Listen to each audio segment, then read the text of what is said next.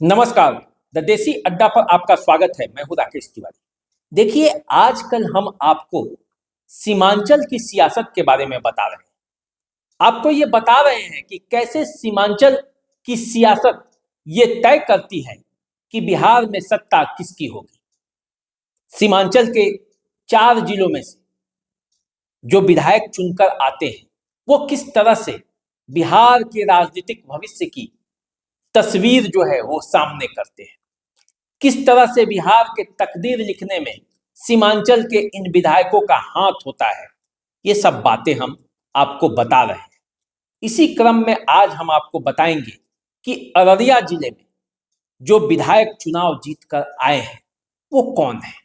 2020 का जब चुनाव हुआ था तब अररिया का समीकरण कैसा था, ताकि हम समझ पाए कि जब 2025 में ये जो चुनाव होने वाला है तब किसका पलड़ा भारी होने वाला है।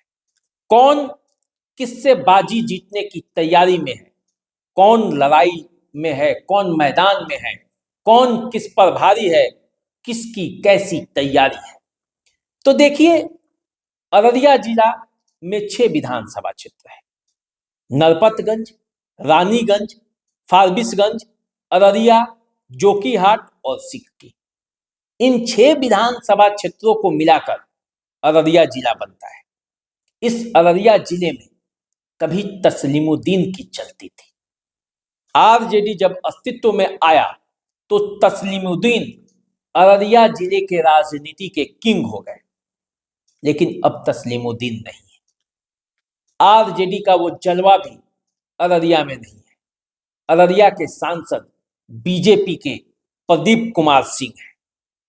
पिछले 2 बार से लगातार जीत रहे हैं। 19 का चुनाव प्रदीप सिंह ने जीता था, फिर 24 का चुनाव भी प्रदीप सिंह ने जीता और हराया किसे? उसी तस्लीमुद्दीन के बेटे को। पहली बार 19 में सरफराज अहमद को हराया, इस बार उनके छोटे बेटे शहनवाज आलम को हराया। तो देखिए, अब अररिया जिले की राजनीति पूरी तरह से बदल चुकी है और इस बदली हुई परिस्थिति में किस तरह से एनडीए अररिया में भारी पड़ रहा है और किस तरह से 2020 के चुनाव में आरजेडी को नुकसान उठाना पड़ा था, वो सब बातें होंगी। देखिए, अररिया के 6 विधानसभा क्षेत्रों में से 4 पर एनडीए का कब्जा है। सोचकर भी आपको हैरानी होगी कि जिस अररिया को कहा जाता है कि ये मुस्लिम बहुल इलाका है, 2011 की जनगणना की बात करें तो 43% आबादी मुस्लिमों की है और उस मुस्लिम बहुल इलाके में यदि जीत का परचम एनडीए लहराने लगे तो आप समझ जाइए कि राजनीति का जो पलड़ा है वो किस तरह से बदला हुआ है। अब देखिए, बीजेपी 3 सीटें जीती हैं यहां से और 1 सीटें जनता दल यूनाइटेड जीती। कांग्रेस महागठबंधन के जो साथी घटक दल है वो 1 सीटें जीत पाई है। एआईएमआईएम यहां से 1 सीटें जीती और वो सीट बाद में आरजेडी में शामिल हो गई। कहने का मतलब ये था कि जब 2020 का चुनाव हुआ था तो अररिया जिले में आरजेडी का खाता भी नहीं खुला था। अपनी उपस्थिति दर्ज कराने के लिए आरजेडी को एआईएमआईएम के विधायक को अपने में मिलाना पड़ा, तब जाकर अररिया जिले में आरजेडी का खाता खुला। चुनाव कितने सीटों पर लड़े थे, जरा इस पर भी चर्चा कर लेते हैं। बीजेपी 4 सीटों पर चुनाव लड़ी थी, 3 जीत गई। जेडीयू 2 सीटों पर चुनाव लड़ी थी, 1 जीत गई। आरजेडी 4 सीटों पर चुनाव लड़कर चारों की 4 सीट हार गई। कांग्रेस 2 सीटों पर चुनाव लड़ी थी, 1 जीती।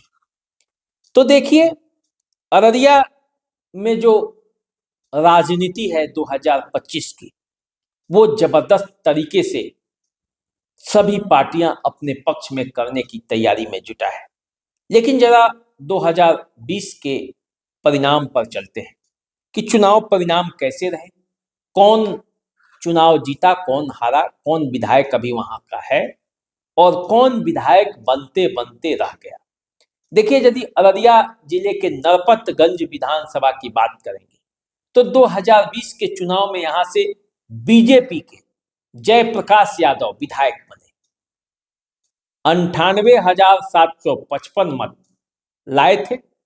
28,610 मतों से वो आरजेडी के अनिल कुमार यादव को पराजित कर दिए और इस तरह से जयप्रकाश यादव बीजेपी के विधायक अभी नरपतगंज से हैं। तो नरपतगंज में जयप्रकाश यादव की फिर तैयारी है और आरजेडी यहां से किसे चुनावी मैदान में उतारेगी, इस पर हम चर्चा अभी बाद में करेंगे। लेकिन पिछले बार यहां से अनिल कुमार यादव चुनावी मैदान में थे। तो देखिए नरपतगंज की स्थिति क्या होती है। दूसरी सीट की बात करते हैं, रानीगंज। रानीगंज से जेडीयू के अचिमत ऋषिदेव ने आरजेडी के अविनाश मंगलम ऋषिदेव को पराजित किया था। अचिमत ऋषिदेव को 81,901 मत प्राप्त हुए थे और वे 2304 मतों से अविनाश मंगलम ऋषिदेव को पराजित कर दिए। तो यहाँ काफी कड़ा मुकाबला था। इस कड़े मुकाबले में अविनाश मंगलम हार गए थे। इस बार क्या परिस्थितियां होंगी, जनता दल यूनाइटेड के जो विधायक हैं वो दावेदार हैं टिकट के, और रानीगंज में इस बार मुकाबला कैसा बनेगा ये देखना बाकी है। अब बात कर लेते हैं जरा फारबिसगंज का। फारबिसगंज में कैसा मुकाबला था। 2020 का जब चुनाव हुआ तो यहां से बीजेपी के विद्यासागर केसरी ये चुनाव जीतकर विधायक बन गए। विद्यासागर केसरी को कुल 1,02,212 मत मिले थे और 19,702 मतों से कांग्रेस के जाकिर हुसैन को पराजित कर दिया और इस तरह से फारबिसगंज से वो विद्यासागर केसरी अभी विधायक है। अररिया की अब बात कर लेते हैं। अररिया से कांग्रेस के अबिदुर रहमान अभी विधायक है। वे 2020 का जब चुनाव लड़े थे तो 1,03,054 मत प्राप्त किए थे और जनता दल यूनाइटेड के शगुफ्ता अजीम को वो पराजित कर दिए थे। 47,936 मतों से पराजित किया था शगुफ्ता अजीम को। तो यहाँ पे कांग्रेस अपना खाता खोल ली और अबिदुर रहमान चुनाव जीत गए, अभी वही विधायक है। अब चलिए उस जोकीहाट की बात करते हैं। यहाँ से तस्लीमुद्दीन भी चुनाव जीत चुके हैं, उनके बड़े बेटे सरफराज आलम यहाँ से विधायक रह चुके हैं और उसी सीट पर आरजेडी ने जब सरफराज आलम को चुनावी मैदान में उतारा तो यहाँ से एआईएमआईएम के प्रत्याशी के तौर पर तस्लीमुद्दीन के छोटे बेटे शाहनवाज आलम उतर गए। दो भाइयों में जबरदस्त मुकाबला हुआ और एआईएमआईएम के शाहनवाज आलम 59,596 मत लाकर अपने ही बड़े भाई को 7,338 मतों से पराजित कर दिया।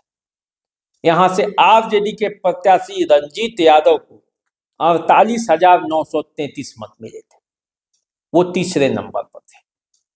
तो कुल मिलाकर देखा जाए तो जोकीहाट में दो भाइयों के बीच मुकाबला हुआ, आरजेडी ये सीट हार गई।